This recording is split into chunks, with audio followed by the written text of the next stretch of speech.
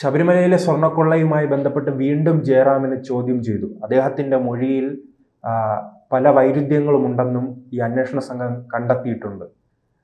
ഇനി ജയറാമിലേക്ക് കൂടുതൽ അന്വേഷണം പോകുമോ? SITയുടെ ഇപ്പോഴത്തെ നിഗമനം ജയറാമിലേക്ക് കൂടുതൽ അന്വേഷണം പോകണമെന്നാണ്.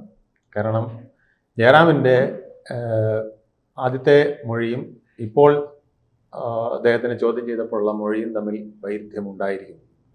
അന്ന് അദ്ദേഹം പറഞ്ഞത് ഈ സ്വർണ്ണപ്പാളികൾ കൊണ്ടുപോയപ്പോൾ അത് സ്മാർട്ട് ക്രിയേഷൻസിലാണ് പൂജ നടത്തുകയും അവിടെ വെച്ചാണ് ഇതിൻ്റെ പല ക്രിയകളും നടന്നത്. ആ സന്ദർഭത്തിൽ ഞാൻ അവിടെ ഉണ്ടായിരുന്നു. അപ്പം ഞാൻ എൻ്റെ വീട്ടിൽ കൂടെ ഒന്ന് കയറ്റി ഇത് കൊണ്ടുപോയാൽ കൊള്ളാം, ആ ഒരു ഭാഗ്യം അല്ലെങ്കിൽ ആ ഒരു ദൈവപ്രഭ എൻ്റെ വീട്ടിൽ കൂടെ കിട്ടിക്കോട്ടെ എന്ന് മാത്രമേ വിചാരിച്ചുള്ളൂ എന്നാണ് അദ്ദേഹം പറഞ്ഞത്.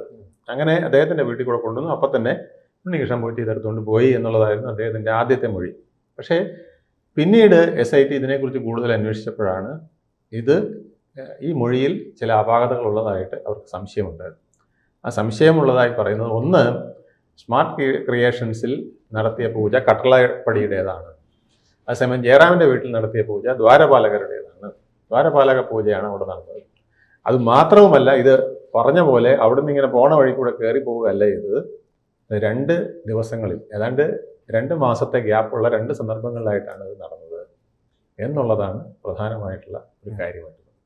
ഇത് മാത്രമല്ല, ഈ ഉണ്ണികൃഷ്ണൻ പോറ്റി ഈ ജയറാമിനെ ഒരു ബ്രാൻഡ് അംബാസഡറായിട്ട് നോയിങ്ങിലി ഓർ അൺനോയിങ്ങിലി ഉപയോഗിച്ചിരിക്കുന്നു. ജയറാമിനെ പോലുള്ള ഒരാളുടെ, ഒരു സെലിബ്രിറ്റിയെക്കുറിച്ച് പറയുമ്പോൾ പിന്നെ ആർക്കും സംശയമില്ലല്ലോ. ജയറാം ഇത്ര തന്നു അല്ലെങ്കിൽ ഇത്ര ലക്ഷത്തിനാണ് അവിടെ കൊണ്ടുപോയി വെച്ചതെന്ന് പറയുമ്പോൾ അടുത്ത ആളിനും ഇതിന് ഈസി ആയിരിക്കും, എളുപ്പം. അവിടെ കൊണ്ട് പൂജ ചെയ്ത് നടത്തുന്നതിന് ഇത്ര രൂപ വേണം എന്ന് പറയാനൊക്കെ ഒരു പക്ഷേ അദ്ദേഹം മിസ്യൂസ് ചെയ്തിരിക്കാം. ആ മിസ്യൂസ് എന്താണെന്നാണ് SIT ഇപ്പോൾ അന്വേഷിച്ചുകൊണ്ടിരിക്കുന്നത്. മൊഴിയിൽ കള്ളത്തരം കണ്ടെത്തിയിട്ടുണ്ട്. കാരണം വ്യക്തമായി തന്നെ അദ്ദേഹം പറഞ്ഞതും ഇപ്പോൾ തെളിവുകളുള്ള മൊഴിയിലും 2 വ്യത്യാസം കണ്ടെത്തിയ പശ്ചാത്തലത്തിൽ ഇദ്ദേഹത്തിന് ഇതിൽ എന്തെങ്കിലും പങ്കുള്ളതായി വിശ്വസിക്കുന്നുണ്ടോ? അതിൽ പങ്കുണ്ടോ എന്നുള്ളത് SIT ആണ് തെളിയിക്കേണ്ടത്. പക്ഷേ എന്തുകൊണ്ട് അദ്ദേഹം കള്ളം പറഞ്ഞു എന്നുള്ളത് നമ്മൾ വളരെ പ്രസക്തമായി ചോദിക്കുന്ന ഒരു കാര്യമാണ്. അദ്ദേഹത്തിന് മറയ്ക്കാനൊന്നുമില്ല, ഒളിക്കാനൊന്നുമില്ല. ഇതിലൊന്നും പങ്കില്ലെങ്കിൽ എന്തിനദ്ദേഹം 2 കാര്യം പറഞ്ഞു? അദ്ദേഹത്തിന് വ്യക്തമായിട്ട് പറയാമല്ലോ, ഞാനിവിടെ സ്മാർട്ട് ക്രിയേഷൻസിൽ പോയി അന്നേരം അവിടെ കട്ടളപ്പടിയൊക്കെ പൂജ ചെയ്യുന്ന കണ്ടു. പിന്നെ ഞാൻ പോറ്റിയോട് പറഞ്ഞു, പോറ്റി ഒരു ദിവസം വന്നപ്പം ദ്വാരപാലകനെ എടുത്തുകൊണ്ട് 2 മാസം കഴിഞ്ഞിട്ട് എൻ്റെ വീട്ടിൽ വന്നു. ഞാൻ അവിടെ പൂജ നടത്തിച്ചു. അത് കഴിഞ്ഞിട്ട് എടുത്തുകൊണ്ട് പോയപ്പോൾ വേണമെങ്കിൽ പൈസ കൊടുത്തിട്ടുണ്ടെങ്കിൽ പൈസ കൊടുത്തിട്ടുണ്ടെന്നും വേണമെങ്കിൽ പറയാം. ഇയാൾ എൻ്റെ ഇത്ര രൂപ വാങ്ങിച്ചിട്ടുണ്ട് എന്നും പറഞ്ഞാൽ കാര്യം തീരും. അതിന് പകരം വളച്ചൊടിച്ച് പറഞ്ഞു എന്നുള്ളതാണ് SITക്ക് ഇപ്പോൾ സംശയം. വളച്ചൊടിച്ച് പറയുമ്പോൾ അതിൽ ആ വീട്ടിൽ 2 തവണ കൊണ്ടുവന്നിട്ടുണ്ട്. പക്ഷെ ജയറാം പറയുന്നത് ഒറ്റ തവണയാണ്. അതെ, ജയറാം പറയുന്നത് സ്മാർട്ട് ക്രിയേഷൻസിന് ഇറങ്ങിയ വഴി ഇങ്ങനെ ഒന്ന് കയറിപ്പോയി. അതേസമയം ഇപ്പോൾ SIT അന്വേഷിക്കുമ്പം അങ്ങനെയല്ല. അവിടെ നടന്ന കട്ടളപ്പാളിയുടെ പൂജയാണ്. ആ പൂജ നടത്തിയത് ഇവിടെ കൊണ്ടുവന്നിട്ടില്ല, ദ്വാരപാലകരെയാണ് ഇവിടെ കൊണ്ടുവന്നിരിക്കുന്നത്. അപ്പോൾ അത് സെപ്പറേറ്റ് ഐറ്റമാണ്, സെപ്പറേറ്റ് പൂജയാണ്, സെപ്പറേറ്റ് ദിവസമാണ്. മാസങ്ങളുടെ വ്യത്യാസം ഉണ്ടെന്നാണ് SITയുടെ നിഗമനം. അപ്പം അതാണ് സംശയം ഉണ്ടാക്കുന്നത്. എന്തുകൊണ്ട് അങ്ങനെ ഒരു കള്ളം പറഞ്ഞു? അങ്ങനെ കള്ളം പറയേണ്ട കാര്യമുണ്ടോ ജയറാമിന്? അപ്പോൾ ഉണ്ണികൃഷ്ണൻ പോറ്റിയാണെങ്കിൽ ഇത് ബ്രാൻഡ് അംബാസഡറായിട്ട് തന്നെയാണ് ഇതിനെ ജയറാമിനെ ഉപയോഗിച്ചിരിക്കുന്നത്. അത് മില്യൺസിൻ്റെ, ലക്ഷക്കണക്കിന് കോടിക്കണക്കിന് രൂപ വില വന്നിരിക്കുന്ന അംബാസഡറാണ്. പണം നൽകിയിട്ട് കാണുമോ? പണം നൽകി കാണുമോ? അതെ, അതാണ് ഇനി SITക്ക് അറിയേണ്ടത്. അംബാസഡർ അങ്ങോട്ട് പണം കൊടുത്തോ ഇങ്ങോട്ട് പണം വാങ്ങിച്ചോ ഏതാണെന്നുള്ളത് ഇനി കണ്ടുപിടിക്കേണ്ടിയിരിക്കുന്നു.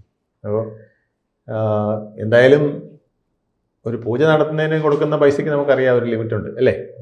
അതിനേക്കാൾ അപ്പുറം എന്തെങ്കിലും ഉണ്ടോ? ഒരു പക്ഷേ സൗജന്യമായിട്ട് പൂജ നടത്താം, അങ്ങയുടെ പേരും പ്രശസ്തിയൊക്കെ എനിക്ക് ഉപയോഗിക്കാൻ കിട്ടിയാൽ മതിയെന്ന് പറയുകയോ പറയാതെയോ ഇത് ചെയ്തിട്ടുണ്ടോ എന്നുള്ളതാണ് SIT നോക്കുന്നത്. ഇനി ഇതിനകത്ത് സാമ്പത്തിക ഇടപാടുകൾ ഉണ്ടോ എന്നുകൂടി നോക്കേണ്ടിയിരിക്കുന്നു. ജയറാമും അദ്ദേഹവും തമ്മിൽ ക്യാഷ് കെട്ടിക്കൊടുത്തെങ്കിൽ ഇപ്പോൾ അതൊന്നും കണ്ടുപിടിക്കാൻ പെട്ടെന്ന് കഴിയില്ല. അല്ലാതെ ഒരു ട്രാൻസാക്ഷൻ നടന്നിട്ടുണ്ടെങ്കിൽ ആ ട്രാൻസാക്ഷൻ ഏതാണെന്നുള്ളത് ബാങ്ക് വഴിയോ.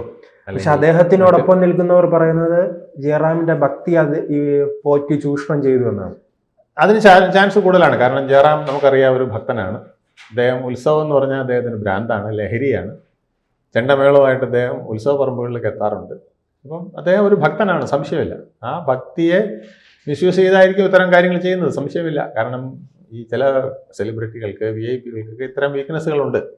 അവർ ഭക്തിയുടെ നിറവിൽ വരുന്നവരെല്ലാം ഭക്തന്മാരാണെന്നും ഭക്തന്മാരാരും കള്ളന്മാരല്ലെന്നും ഒക്കെ വിശ്വസിക്കും. അങ്ങനെ ഉണ്ണികൃഷ്ണൻ പോറ്റിയുടെ ട്രാപ്പിൽ വീണതും ആവാം. അത് ഇനി SIT ആണ് കണ്ടുപിടിക്കേണ്ടത്. ജയറാം നിഷ്പക്ഷനാണോ, അല്ലെങ്കിൽ ജയറാമിനെ പേരിൽ കുറ്റം ചുമത്താൻ യാതൊന്നും ഇല്ലാത്തതാണോ, ഇത് ജയറാമിനെ ഇയാൾ ട്രാപ്പിലാക്കുകയാണോ ചെയ്തത്, ജയറാമിൻ്റെ മനസ്സറിയാതെ ജയറാമിനെ ഇതിൽ പെടുത്തുകയാണോ ചെയ്തത്, അതോ ജയറാമിന് ഇതിനകത്ത് എന്തെങ്കിലും പങ്കുണ്ടോ, ഇത് കണ്ടുപിടിക്കേണ്ടിയിരിക്കുന്നു. അതാണ് ഇപ്പോൾ SITയുടെ മുന്നിലുള്ള ഏറ്റവും വലിയ ചോദ്യം, വലിയ ഉത്തരമായി ഇനി പുറത്തു വരേണ്ടത്. പക്ഷെ ഇതിനിടയ്ക്ക് ജയറാമിനെ കുറിച്ച് ഒരു വിവരവും ഇല്ലാതിരുന്നു. അതെന്തായിരിക്കും? അതൊരു VIP ചോദ്യം ചെയ്യുന്നതിനും VIP അടുത്ത് സമീപിക്കുന്നതിനും ഒക്കെ ഒരു ലിമിറ്റേഷൻ ഉണ്ടല്ലോ. ഇപ്പം ശബരിമലയുമായി ബന്ധപ്പെട്ട ഏറ്റവും VIP ഇപ്പൊ ജയിലിലാണ്. അല്ല, അത് അതേപോലെയല്ല, അവർക്ക് ഉത്തരവാദിത്വമുണ്ട്. ജയറാം എന്ന് പറയുന്ന ഒരു ഭക്തൻ മാത്രമാണ്. മറ്റേ ജയിലിൽ കിടക്കുന്നതെല്ലാം അയ്യപ്പൻ്റെ സ്വത്ത് മുഴുവൻ സംരക്ഷിക്കാൻ ബാധ്യസ്ഥരാണ്. ആചാരങ്ങൾ ലംഘിക്കാതെ കാര്യങ്ങൾ നടത്താൻ ബാധ്യസ്ഥരാണ്. അങ്ങനെയുള്ളവർ ലംഘനം നടത്തിക്കൊണ്ടാണ് അവർ ജയിലിൽ കിടക്കുന്നത്. അവരുടെ ഉത്തരവാദിത്വം ജയറാമിൻ്റെ ഉത്തരവാദിത്വമായിട്ട് നമുക്ക് കമ്പയർ ചെയ്യാൻ ഒക്കില്ല. ജയറാമിന് യാതൊരു ഉത്തരവാദിത്വമില്ല. അദ്ദേഹം ഒരു ഭക്തനാണ്.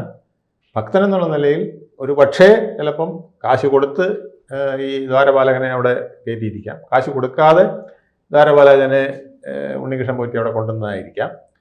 ഇനി അതിലെന്തെങ്കിലും ട്രാൻസാക്ഷൻ ഉണ്ടോ എന്നുള്ളതും ബാക്കി നോക്കേണ്ടതാണ്. ഇനി അംബാസഡറായിട്ട് ഒരു പറയാതെ പറഞ്ഞൊരു ബന്ധം ഉണ്ടാക്കിയിട്ടുണ്ടോ, അതോ ജയറാമിൻ്റെ ഭക്തിയെ പൂർണ്ണമായും മിസ്യൂസ് ചെയ്തുകൊണ്ട് ശബരിമലയിൽ എപ്പോൾ വന്നാലും എന്തും സൗകര്യവും ചെയ്തു തരാമെന്നൊക്കെ പറഞ്ഞുകൊണ്ട് പലരും ചെയ്യാറുണ്ട്. അത് അങ്ങനെയും ചെയ്തിട്ടുണ്ടോ എന്നുള്ളത് ആലോചിക്കേണ്ടതാണ്.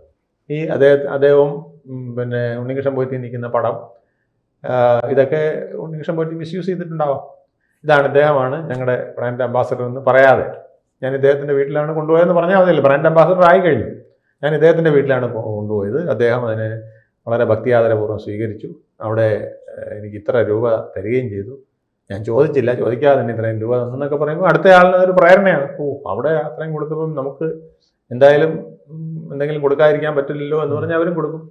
അപ്പം അങ്ങനെ മിസ്യൂസ് ചെയ്തതാണോ, ഇതൊക്കെ ഇനി ചോദ്യങ്ങളാണ്. ഉത്തരങ്ങൾ കണ്ടുപിടിക്കാൻ ഒരുപാട് ബുദ്ധിമുട്ടുണ്ട്. കാരണം വർഷം 6 പഴക്കമായി. 19 ഇതിപ്പോൾ 26, 7 വർഷത്തോളം ആവുകയാണ്. 6 വർഷം കഴിഞ്ഞിരിക്കുന്നു. ഇതിൻ്റെ പല വഴികളും കണ്ടുപിടിക്കണമെങ്കിൽ ഒരുപാട് നിലവിലെ സാഹചര്യത്തിൽ ജയറാമിനെ പൂർണ്ണമായി വിശ്വസിക്കാൻ കഴിയുന്നു. നമുക്ക് ആരെയും വിശ്വസിക്കാൻ കഴിയില്ല. ഒരു കേസിൽ പ്രതിയായി കഴിഞ്ഞാൽ അങ്ങനെയാണ് പോലീസിൻ്റെ രീതി. പോലീസ് എന്നെ കുറിച്ച് പറയുന്ന കേട്ടില്ലേ, അച്ഛനായാലും സ്വഭാവം മാറും എന്ന് പറയുന്ന കേട്ടില്ലേ. കാരണം യഥാർത്ഥ പോലീസ് അങ്ങനെയാണ്. ഒരു കേസിൽ ഒരാൾ സംശയദൃഷ്ടിയിൽ വന്നിട്ടുണ്ടെങ്കിൽ അയാളെ ഒരു ബന്ധം വെച്ചിട്ടോ അയാളുടെ പൊസിഷൻ വെച്ചിട്ടോ അയാളെ വിട്ടു കഴിഞ്ഞാൽ പോയി, ആ ലിങ്ക് മുറിഞ്ഞാൽ പോയി. ഈ മോഷണം എന്ന് പറയുന്നതും തട്ടിപ്പെന്ന് പറയുന്നത് ഒരു ലിങ്കാണ്. ഇവിടെ നിന്നെ ആൾ കൊണ്ടുപോയി, നിന്നെ വീട്ടിൽ കൊടുത്തു, അത് കഴിഞ്ഞിട്ട് ഇന്നിടത്ത് പോയി, അത് കഴിഞ്ഞിട്ട് ജയറാമിൻ്റെ അവിടെ പോയി, ജയറാമിൻ്റെ അവിടെ നിന്ന് സ്മാർട്ട് ക്രിയേഷനിൽ പോയി. ഈ ലിങ്കിൽ ഒരിടത്തൊരു മുറിവ് വന്നാൽ പിന്നെ കോടതി ചെന്നാൽ പോലും നിൽക്കില്ല. കോടതിയിൽ ഇതിങ്ങനെ കറക്റ്റ് ഈ ട്രാക്ക് കറക്റ്റ് കൊണ്ടെന്ന് പറഞ്ഞാലേ കോടതിക്കും ശിക്ഷിക്കാൻ പറ്റുള്ളൂ. എവിടെയെങ്കിലും ഒരു ട്രാക്ക് കട്ട് ചെയ്ത് പോവുകയാണ്, അപ്പോൾ അവിടെ എന്തോ മിസ്റ്റേക്കുകൾ വരും, അവിടെ ഒരു ഗ്യാപ്പ് വരും. ആ ഗ്യാപ്പിൽ പ്രതിഭാഗം വക്കീൽ കയറി പിടിക്കും. രാമപിള്ള പോലുള്ള വക്കീലന്മാരൊക്കെ അവിടെ ഉണ്ട്, അവർ കയറി പിടിക്കും. അവരിതിനെ ഈ ഒറ്റ പോയിന്റ് വെച്ചിട്ട് തട്ടിക്കളയും. ഇവിടെ മാച്ച് ഇല്ലെന്നില്ല ഇത്. അപ്പോൾ ഇത് പ്രോസിക്യൂഷൻ കള്ളത്തരം കാണിച്ചതാണെന്ന് വരും. പ്രതി കള്ളത്തരം കാണിച്ചതല്ല, പ്രതിയെ ബൈപ്പാസ് ചെയ്ത് പോകുമ്പോൾ പ്രോസിക്യൂഷൻ അവിടെ ഒരു വേണ്ടാതിനം കാണിച്ചിരിക്കുന്നു. അപ്പോൾ അത് മനഃപൂർവ്വം എൻ്റെ കക്ഷിയെ പ്രതിയാക്കാനായിട്ടാണ് എന്ന് പറഞ്ഞ് കേസ് മാറും. അതോടെ പ്രശ്നം മാറി. ഈ വക ബുദ്ധിമുട്ടുകൾ വരാൻ ചാൻസ് ഉണ്ട്. അതുകൊണ്ട് ഏത് VIP ആയാലും അയാളെ വ്യക്തമായി ചോദ്യം ചെയ്യുകയും സംശയത്തിൻ്റെ നിഴലാണെങ്കിൽ സംശയത്തിൻ്റെ നിഴലാണെന്ന് പറയുകയും, അല്ല അസന്നിഗ്ധമായിട്ട് ഇയാളുടെ കുറ്റം തെളിഞ്ഞിട്ടുണ്ടെങ്കിൽ അത് പറയുകയും ചെയ്യണം. അത് പറഞ്ഞില്ലെങ്കിൽ ഈ കേസ് നിലനിൽക്കില്ല. കേസിൻ്റെ നാൾ വഴി നോക്കുമ്പോൾ അത് പൊളിഞ്ഞു പോകും.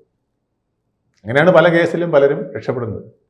ഇപ്പോൾ വളരെ വിവാദമായ ദിലീപ് കേസ് പോലും പലരും പറയുന്നത് ഗ്യാപ്പ് വന്നു. ആ ഗ്യാപ്പുകൾ രാമപിള്ള വളരെ ഭംഗിയായിട്ട് ഉപയോഗിച്ചു.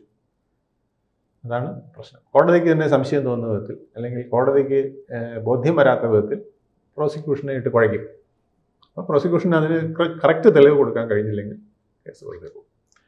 അതുകൊണ്ട് ജയറാമിൻ്റെ പങ്ക് നിർണായകമാണ്. അത് ഉണ്ടോ ഇല്ലയോ എന്നുള്ളത് SIT വ്യക്തമാക്കേണ്ടിയിരിക്കുന്നു. കൂടുതൽ വാർത്തകളും വിശേഷങ്ങളും നിങ്ങളിലേക്ക് എത്താൻ ABC മലയാളം സബ്സ്ക്രൈബ് ചെയ്യുക, ബെൽ ബട്ടണും അമർത്തുക.